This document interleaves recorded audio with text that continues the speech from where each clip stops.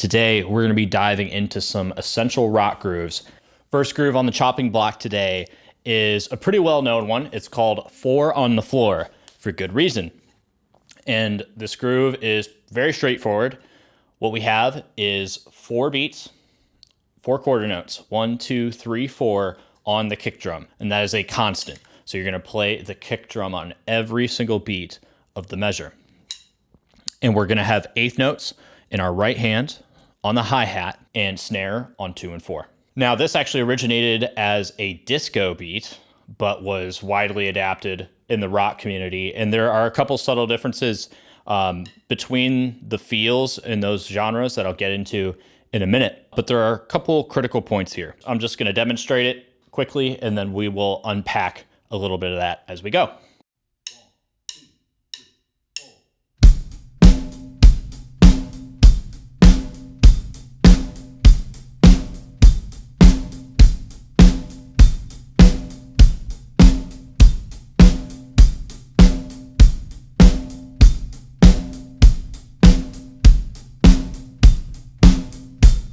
Now, at first glance, that could be very simple.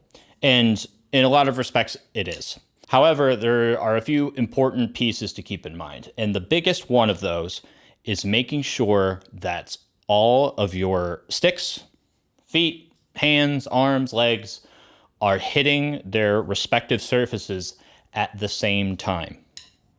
I can't tell you how many times I've seen drummers playing crazy flashy fills, which is, all good. Everybody loves to do that. But when they're playing their money beats, their normal grooves, it gets a little hairy, it gets a little sloppy, where, the right hand and left hand are not quite hitting at the exact same time.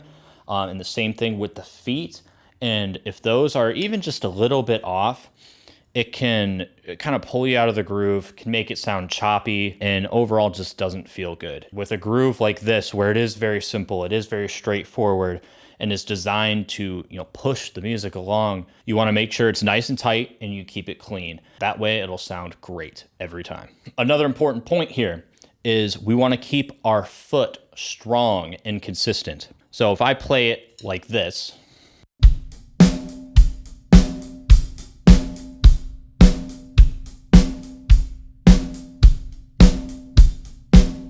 like that sounds okay, but that's not like the big rock 4 on the floor that we're probably going after. We want a strong foot with consistent strokes, sounding more like this.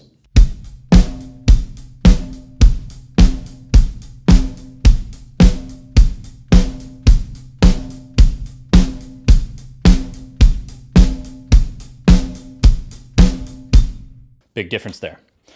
Also, our backbeat on the snare, again, we're playing rock music. Nice and loud, strike it in the center of the drum. You can do a rim shot if you'd like, or you can just hit right in the center. Point is, good stick height and strong, even strokes. We don't want to be deviating from the center, moving around the drum. You get inconsistent sounds that way.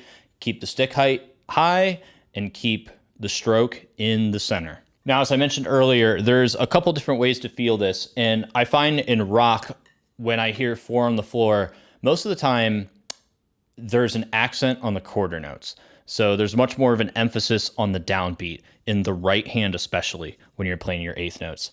Versus disco, that kind of the disco feel, which can appear in rock, but I call it more of the disco feel, is really almost an unaccented right hand. So very even strokes. So our good volume on both the downbeats and the upbeats. So I'm going to play both versions. I'm going to start with the rock version with the accented downbeats, and then I'm going to move to the disco version.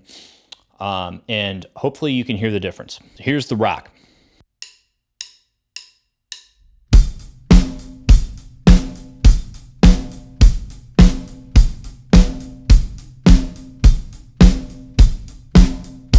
Now here's the disco.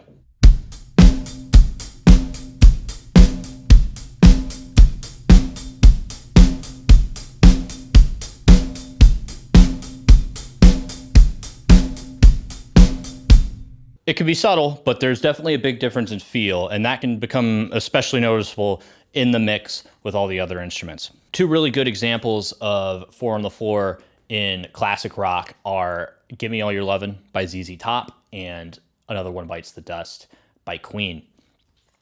Now, one more thing I want to touch on before we move on to the next one is you can also take the AC/DC approach to this groove, which technically makes it no longer 4 on the floor. And the only difference is instead of doing our kick drum on 1, 2, 3, and 4 on all 4 beats, we only do our kick drum on 1 and 3. So that sounds like this.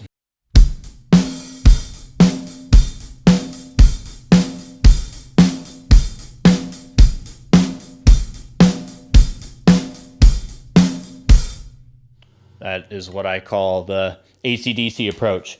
And it's really just comes down to a taste thing. If you want that driving kick drum on all 4, then you might opt for 4 on the floor. If you want more of still a driving groove, but don't necessarily want all that low end all the time, then you can opt for the AC/DC approach. Reference pretty much any AC/DC song, especially on Back in Black, that groove is pretty much going the entire time. So I am going to play both of those versions, both the 4 on the floor and the AC/DC version, along with the click, and we're going to do it at a pretty standard tempo of 120.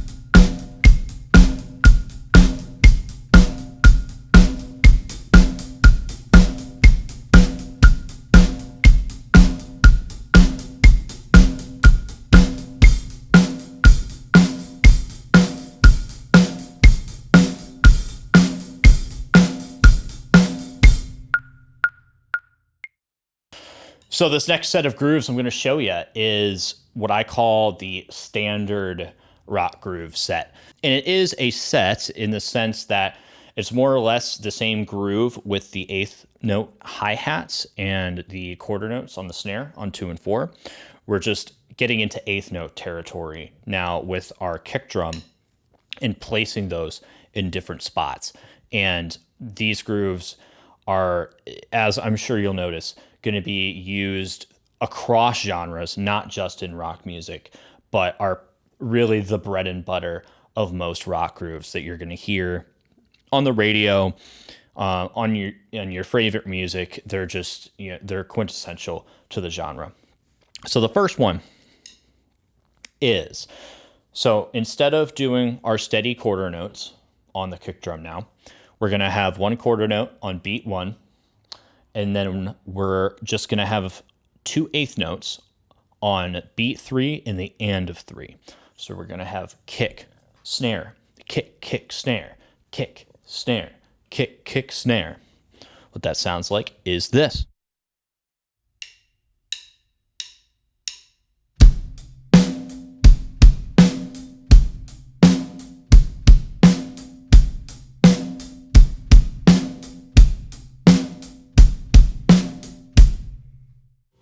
The standard rock groove, ladies and gentlemen. So that one's pretty self-explanatory. The only thing you want to be very aware of, again, is, I'm going to mention this multiple times in this lesson. It's so important. Be in time with yourself. Make sure your limbs are all hitting their respective surfaces at the same time.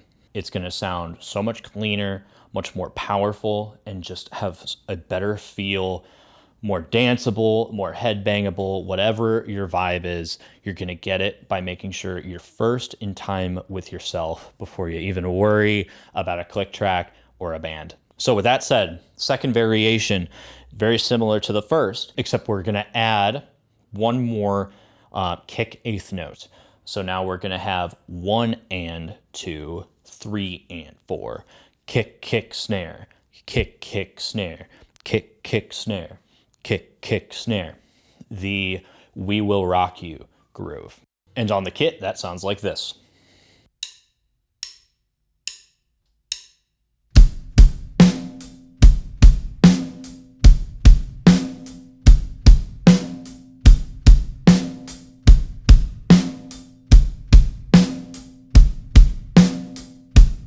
And I'm going to speed that one up a little bit too, because it has a bit of a different vibe at higher tempos.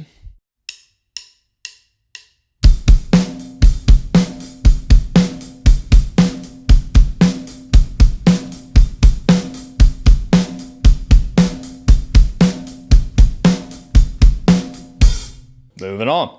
Third variation is one of my favorites of this, where all we're doing is we're going to take the first pattern of this set that we looked at, and we're going to shift the eighth notes on the kick forward by 1/8 note. And just by doing that, at least in my opinion, it completely changes the feel of the groove and just kind of gives it a little more of a, I don't know, groovy kind of feel.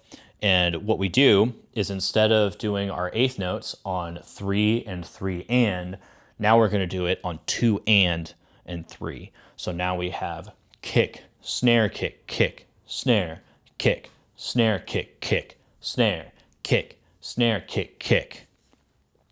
I think coming in initially on that upbeat on the and of 2 gives it more of like a syncopated kind of, bouncing, groovy sort of feel. So here's that one on the kit.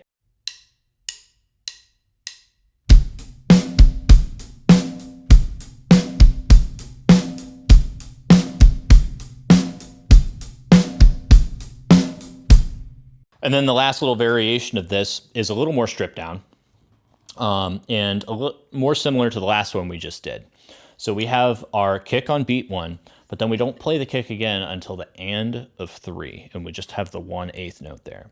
So what that ends up sounding like is kick, snare, kick, snare, kick, snare, kick, snare, kick, snare, kick, snare. And that creates more of like a laid back kind of feel, and is used in a ton of popular music all over the place, whether it's the main groove of the song or people just throw that in on a certain section. You will hear that all over the place. And here's that one on the kit.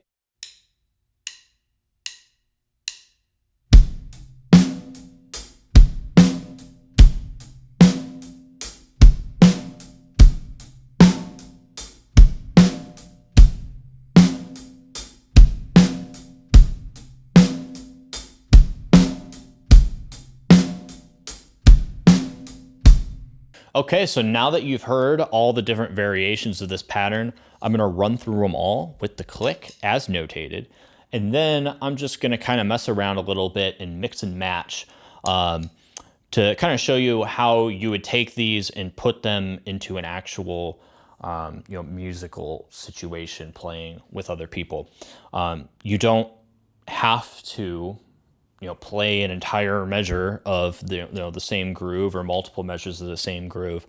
You certainly can, and people have done it all over the place, but you can, within the context of one measure, you can mix and match some of these to, more closely support the music or follow a melodic line, really whatever you want to do. The point is, we're keeping our steady beat with our hands, right? We've got our consistent timekeeping with the eighth notes in the right hand. And then we've got our consistent backbeat on 2 and 4 in the snare. And the only thing we're doing is moving where we're placing our kicks. And that completely can change the feel and the context and the sound of the beat you're playing. And, also depending on what surface you're hitting, with, very small changes can create big differences in the sound. So I hope you can see that when I run through this, and hopefully it sparks some ideas for you to take it home and use it in your own music. Here it is.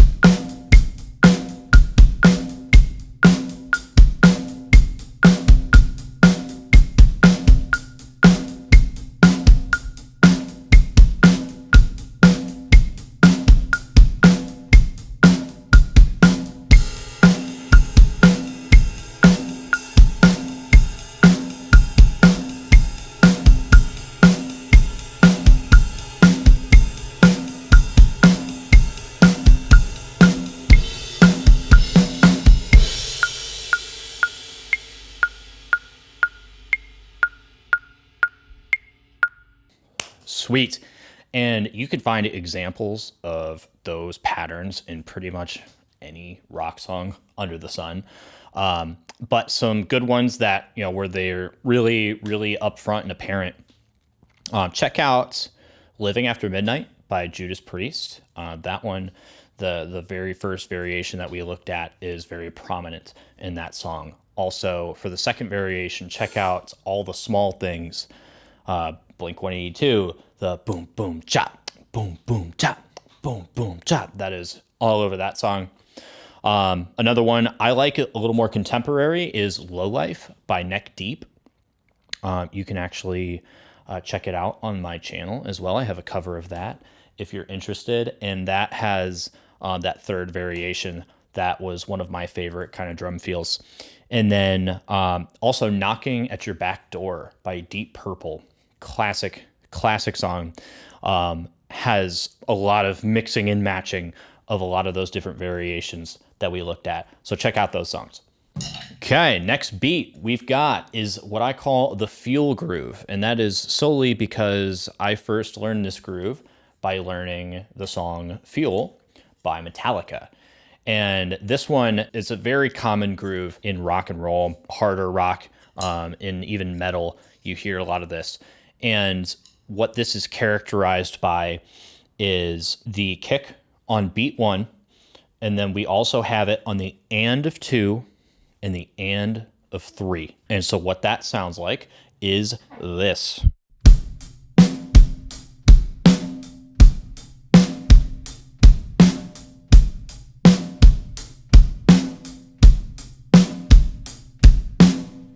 I love this one. It's so useful and just has like a natural flow. And I don't know what it is about me, just, the rock and even pop genres. There are a lot of chord changes in those styles of music that take place on those and of 2 and of 3 that make that kick drum kind of, serving as a foundation for those chord changes and just allows it to fit in with that style of music very well. So definitely one to practice quite a bit and will be very useful for you. Now for this one in particular, I don't know if other drummers struggle with this, but when I was originally learning this pattern, I had issues with timing with my kick foot. While we're keeping the straight eighth notes on the right hand, backbeat 2 and 4 on the snare drum, those kind of offbeat, syncopated is what that's called, that kick pattern to where it's transitioning, it's going back and forth between downbeats and upbeats. There can be a tendency to get out of time, whether to rush through it or to drag behind the beat. And when you're practicing this, start super slow and make sure you're right on the money with those kicks, making sure they're right where they're supposed to be and landing with everything else. Now, yes, you can intentionally rush or drag to get a certain feel, but to start out, I very commonly hear kick drums that are just, not quite sounding like they're in the right spot for this. And it took me a while to get this to feel right. So here's that again, just a little bit faster.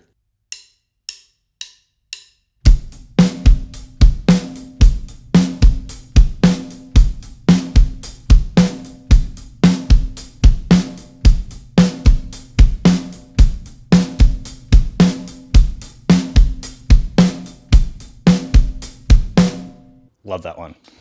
And there are also 2 distinct versions of this one as well. I just showed you the version where we are playing eighth notes. Now what I just played is the version where we're using eighth notes in our right hand on the hi-hat. You'll also commonly hear this with quarter notes on the hi-hat. And that tends to be in songs where it's a little more up-tempo. So now your kick drum that's on the and of 2 and the and of 3 are no longer hitting at the exact same time as the hi-hat. They're actually going to be hitting in between hi-hat beats, which makes this a little more complicated in terms of coordination. But once you get it, it's really not too bad. As I mentioned before, I call this the fuel beat. And in the song Fuel, Lars definitely uses the quarter note approach. So he is hitting between the hi-hat downbeats with his kick drum foot. And here's what that looks like.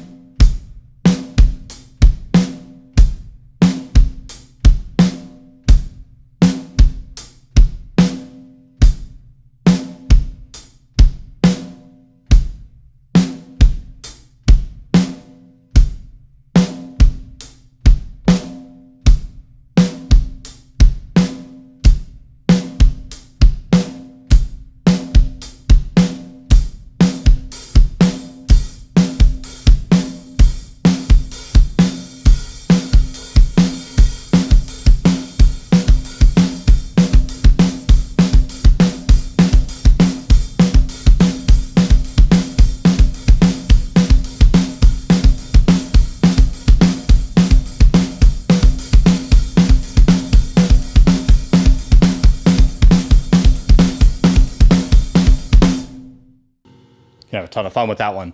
I find with that groove, the sound really changes depending on the tempo. So definitely take some time and explore playing it at different tempos and, see what the possibilities are and see what you like. Now I'm going to do both of those variations for you with the click at 120 BPM.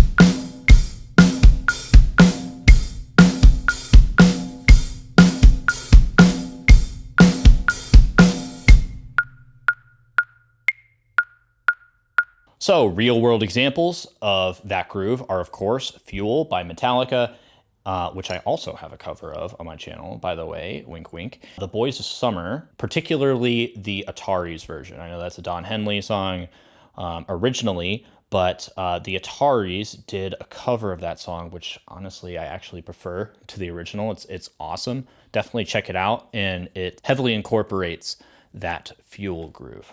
Next up, we have a groove in 6/8, getting fancy. Now, 6/8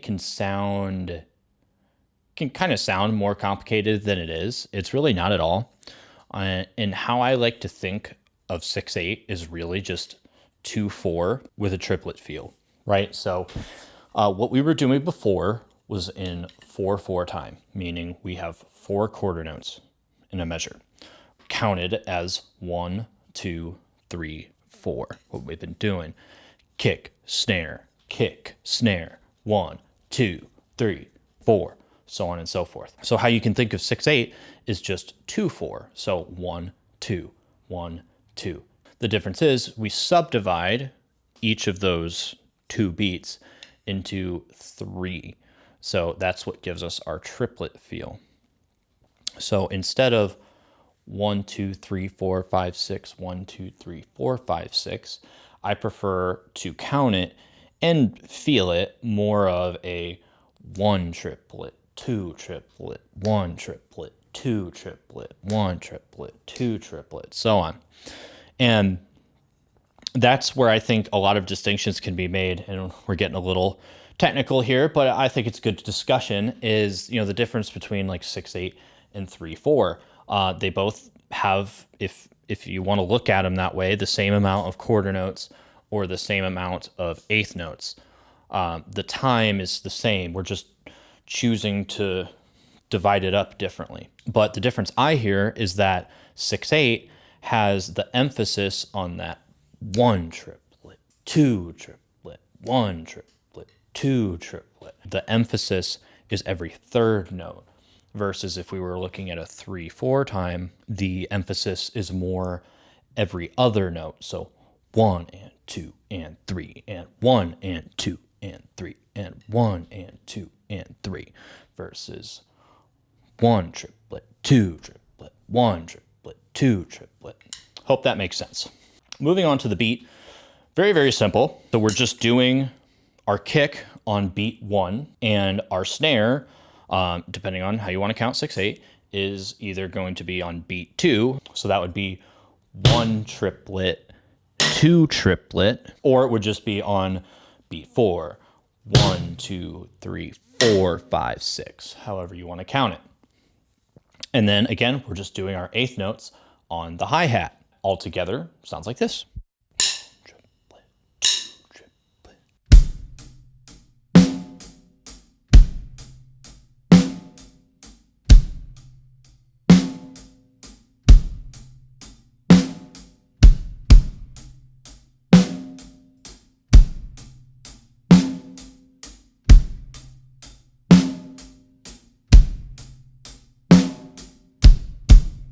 See, I did a little turnaround there that you can put on the very last beat of the measure to, add that second boom, boom, chop, boom, chop, boom, boom.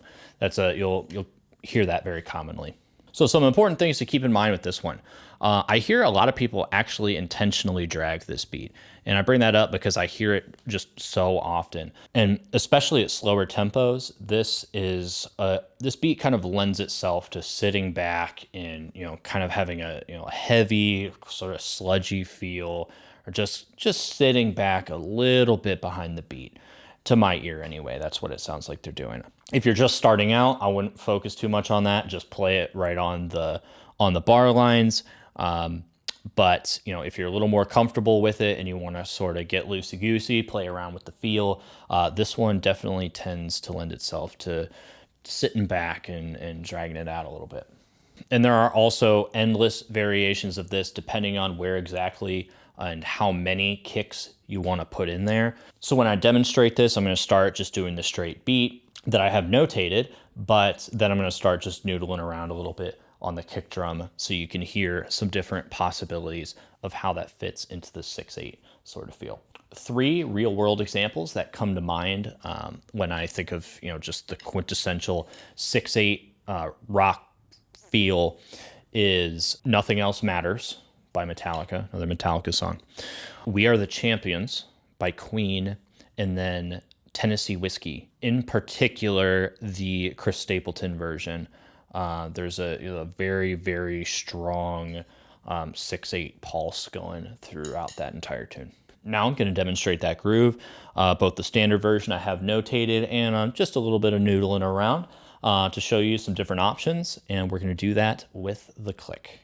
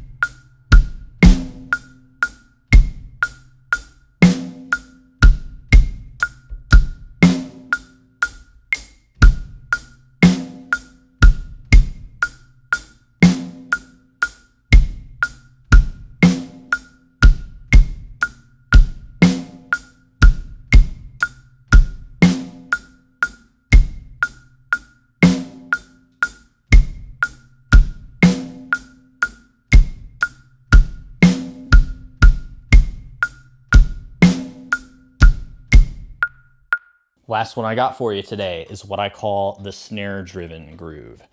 Now, this one, as the name suggests, is primarily driven along by the snare and can really be thought of as the reverse of 4 on the floor, where instead of doing the kick drum on all 4 downbeats of a measure of 4/4, we're now hitting the snare drum with our left hand on all 4 beats. We're keeping the hi-hat the same, 8th notes with the right hand, and then just keeping that steady snare and playing around with our kick placement. Just to show you very basically what we're doing in the hands, sounds like this.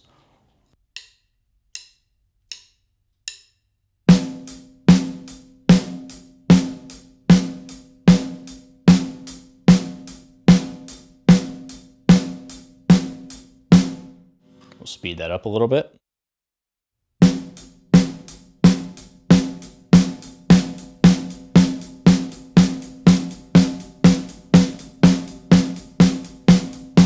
And then what we do is just sneak a couple of kick drums in there, and then we have ourselves a very cool, like driving, very powerful beat.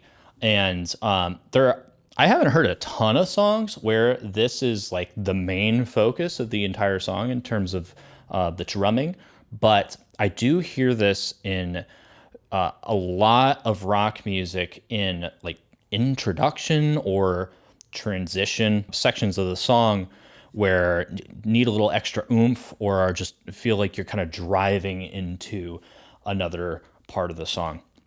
It could be extremely useful for situations like that. For our sake today, and one of the more common kick drum placements I hear for this pattern is going to be on the and of 3 and the and of 4. So we have no kick drum on beat 1 or 2. What that sounds like is this.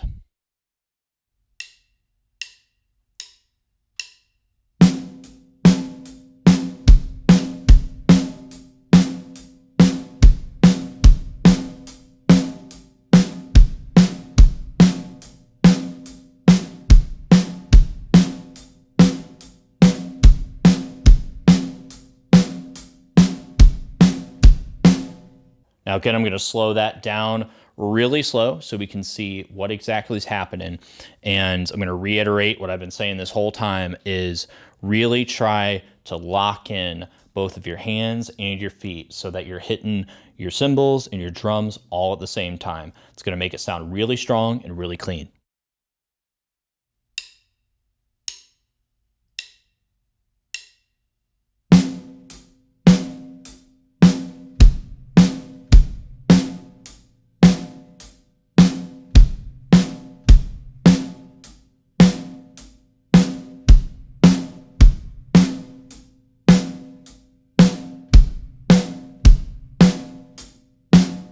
Pretty much all of the situations I've heard this in are what I would call up-tempo songs, probably at somewhere in the realm of 140 to 150 BPM typically. But that's not a hard and fast rule. I just typically hear this as more of an up-tempo type groove. And I think it tends to sound a little better that way and a little more powerful. So that sort of feel is more like this.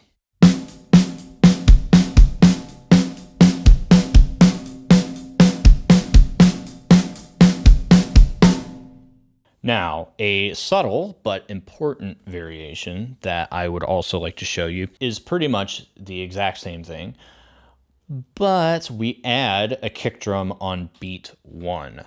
So that very, very slowly sounds like this.